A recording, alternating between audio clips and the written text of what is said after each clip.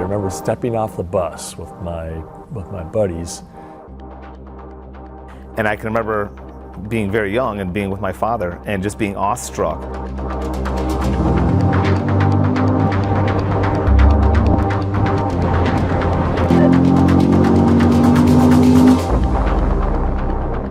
I looked around, here's this silver spaceship driving in.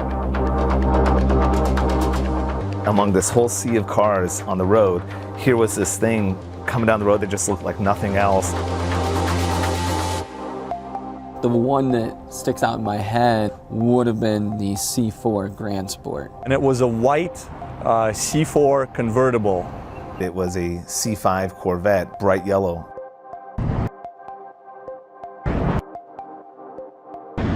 It's this awe-inspiring vehicle, it's an attainable vehicle, but it's also something that is born out of pure function. And quite frankly, by the time you get to 8, it's the full embodiment of what that is.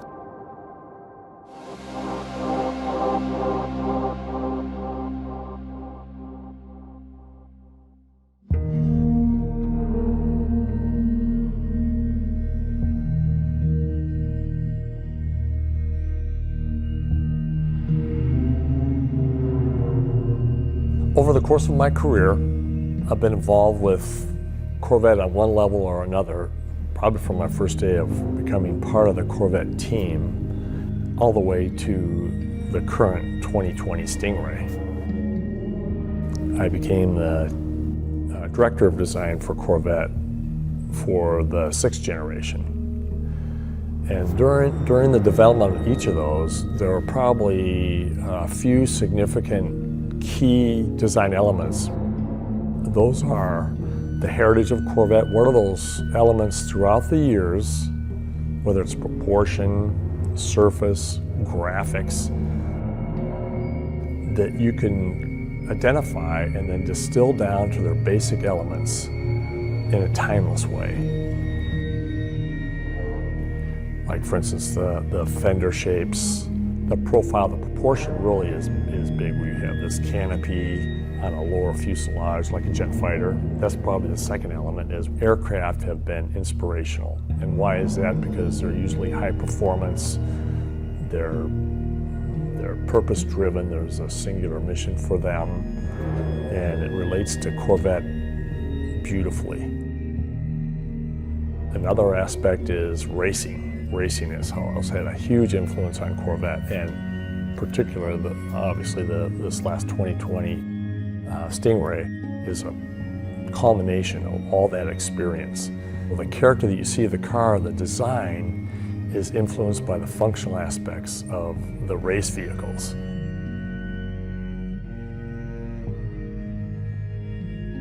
We kind of had that innate history of what's coming from, of the past 2 generations for sure, and now 3.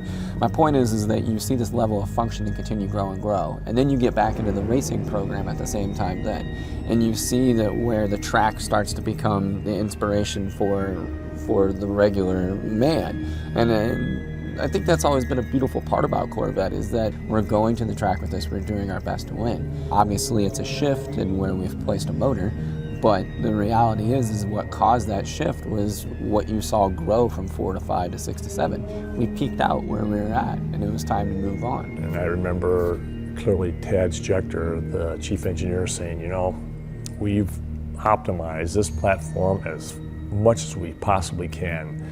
Now it's time to go to mid-engine.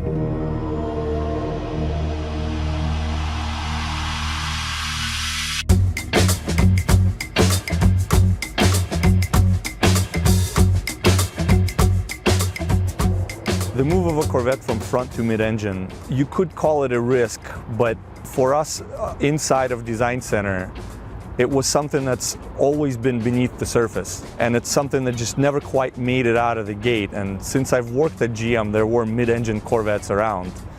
For the past 60 years, since Zora Arkus Duntov was trying to make a mid-engine Corvette, there were many, many iterations. We've always researched and experimented and developed concepts around mid-engine proportion.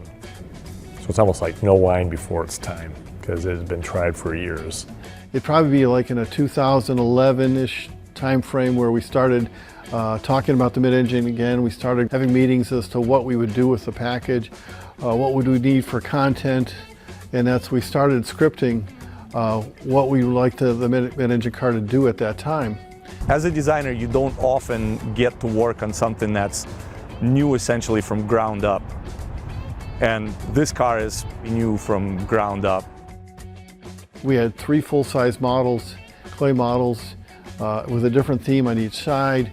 We probably had at least 12 scale models. You know, a scale model we would develop for 2 weeks and decide, you know, was there merit to the design? If it didn't have merit, then we would just drop that scale. So we were constantly, you know, churning and reworking scales as we were looking for a lot of themes in that. By moving to the mid-engine layout, what that enabled, as far as from a performance figures, as far as interior layout and visibility, going from the C7 Corvette to the C8, the 7th generation Corvette had kind of that arc of driver controls in front of you. And now we were taking it and literally kind of turning it on its side and making it really this 3-dimensional thing that you were sitting in. The difference of how extreme, how much lower the IP is, how much richer all the materials are, how much more sculptural and 3-dimensional the interior space is. I think that's going to be a really big takeaway and something that a lot of people aren't going to be expecting when they get inside of it. If you jump from a current Corvette C7 to the C8, the experience that the customer is going to get, when you start adding that all together, it's hard to look at going to a mid-engine configuration as a risk. It's going to take all those things that the front engine car did and just take them to the next level.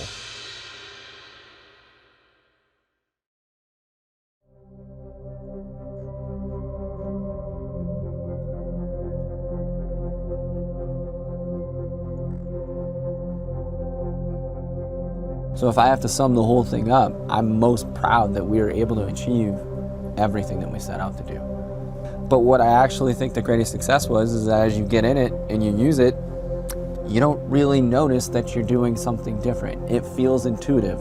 It feels like you're a part of the car. It feels like the right decision. It's delivering something that would usually be almost seen as something so exotic or unattainable. It makes it where this experience can be yours. It makes it to a much higher volume of people that can actually have something and get behind the wheel and drive something that's going to feel completely like forbidden fruit, right? It's like, oh, you would have never thought you could get a car like that.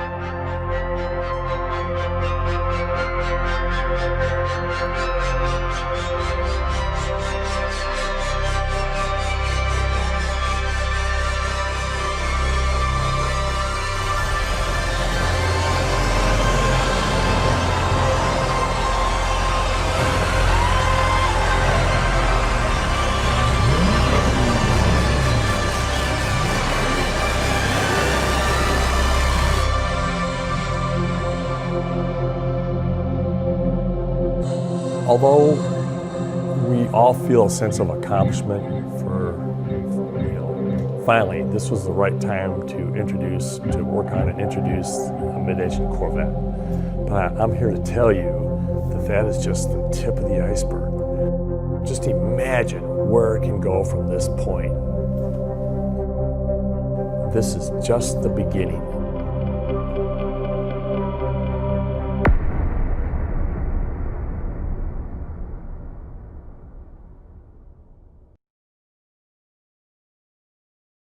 Subscribe to Auto TV.